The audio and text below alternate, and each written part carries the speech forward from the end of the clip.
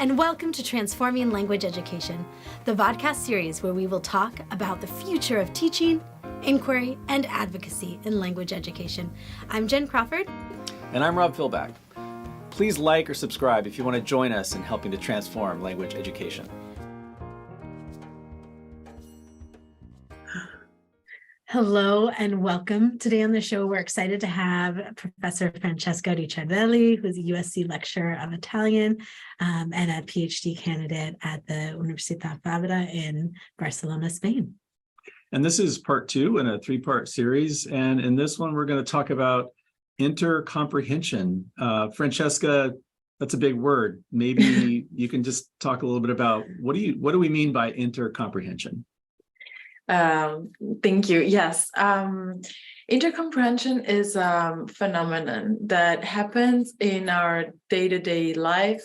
And it's about the comprehension of other languages within the same linguistic family. So we can talk about intercomprehension in the Slavic languages, intercomprehension in the Germanic languages, and what I like to call myself an expert in the Romance languages, which are Italian, Spanish, Catalan, French, Romanian, and French. So we have the family of languages that come from Latin, the Latin of the Roman Empire. So this is within this family, there is a high possibility to comprehend each other. I mean, I think between you and Jen here, I think we cover almost all of the Romance languages. Maybe I think Francesca almost covers all of them. Maybe you can demonstrate. Yes, and an example would be actually perfect. Okay, so should we try? Jen. I'll do Portuguese, maybe you could do Spanish. Perfect. Okay, and we can even see. Okay. Don't look at me. Ok, agora vamos falar em duas linguagens diferentes sobre um tópico simples. Eu amo capoeira e você ama boxe. Eu jogo capoeira em Angola há 20 anos e capoeira me ajuda a ser mais forte fisicamente, mentalmente. Há quanto tempo você pratica boxe e por que você gosta de boxe? Bueno, primero vamos a decir que ya he entendido todo y con el portugués ya no es tan fácil, así que ya estoy muy contenta. Y, porque a leerlo es una cosa y a escucharlo otra.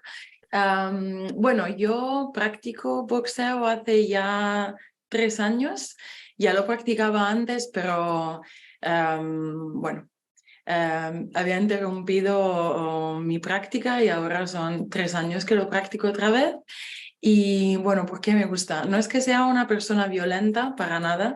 Además soy vegana, así que ni no hago... No, que no me gusta. Vegetariana. Perfecto, sí. Es que no me gusta la violencia. Pero bueno, me gusta el entrenamiento más que todo, porque no me pongo a ver partidos o nada. No me gusta mirar a alguien que boxea, pero a mí me gusta por el entrenamiento, que me hace sentir más segura de mí misma por la calle, me hace sentir más fuerte, y son 45 minutos donde no me do, bueno, no tengo que pensar en correos, en artículos de enviar, entregas, que no tengo nada más a que pensar sino a mi cuerpo y mi bienestar, así que por eso me gusta.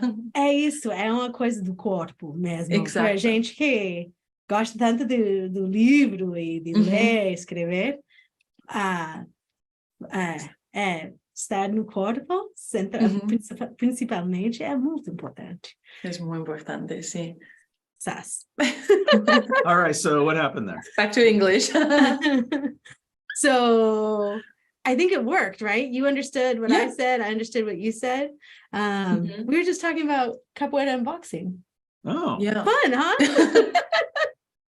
Ganzo.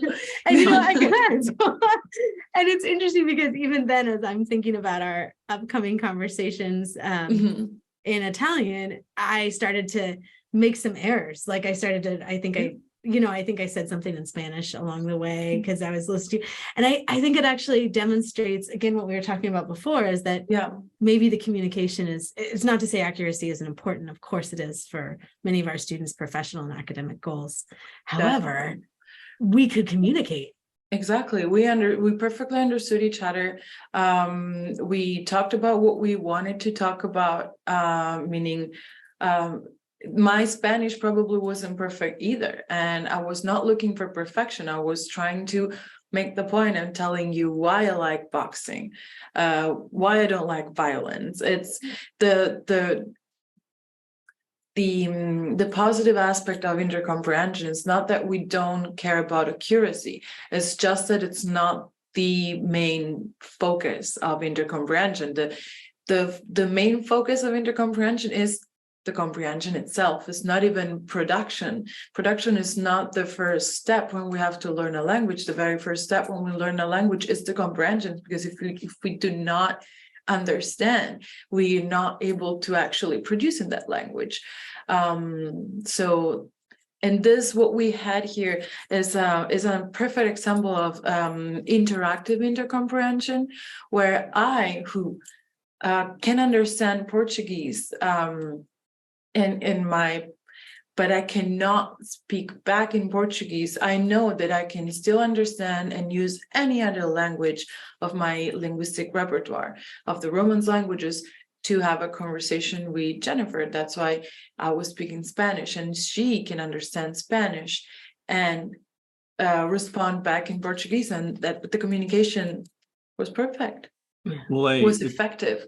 Yeah, and I just love the this concept of intercomprehension and what you just demonstrated, and then what we talked about in the last episode in terms of plurilingualism.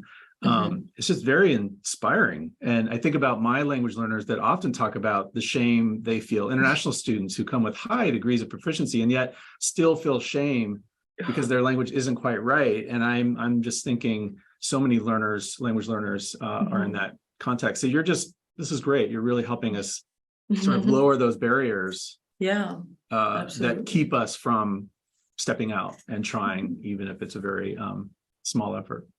Yeah, and just to add, I think it's interesting that, like, in this case, we were both speaking in not our first languages, although that is a complicated concept, and in then varieties of those languages that we're not the most familiar with. So I'm much more familiar with like Mexican Spanish or Latin American varieties of Spanish, but you are speaking in Spain Spanish, and you're much more familiar with Portuguese from Portugal, where I have like I used to anyways, have a pretty strong Northeastern Brazilian accent, because that's where I lived for many years. So even when we're not speaking in our native languages or our first languages, or maybe one of those languages on our most house floor, I think it still works, which is kind of exciting, bridging differences. It is exciting, and yes, it's good that you pointed that out, because technically what happened in Europe was that why would we use English when an Italian goes to Spain to travel? It's much easier, instead of using two broken English, possibly, why don't we speak your own? You're right, native language is probably not correct. I don't like the terminology either, but my first language, for example, I could go to Spain and speak Italian and still be understood. When sometimes if you go to Spain and speak English, which is the lingua franca, whatever, the language that we think we can speak everywhere and always be understood, but it's not necessarily true. I've heard Italians speaking English. It could be better to speak Spanish when you travel there. So for us was, points more, because it was not our first language. Well, and also maybe if we were speaking in another language outside of the family, we wouldn't have gotten some of that nuance about, we don't like violence. Really, you're a vegan, I'm a vegetarian for a really long time, but we still really like these, martial art fighting sports.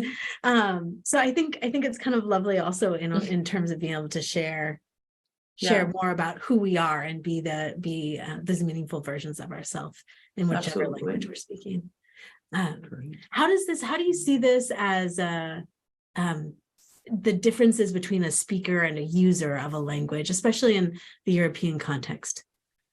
Well, I think in every context, but especially in the European context, I feel like that's actually is not my feeling, but the difference between a speaker and a user is that the speaker of the language is actually able to communicate in that language, meaning that in the partial competences of this person, the speaking ability is very much developed, while and he's able or she's able to perform in that language and produce in that language.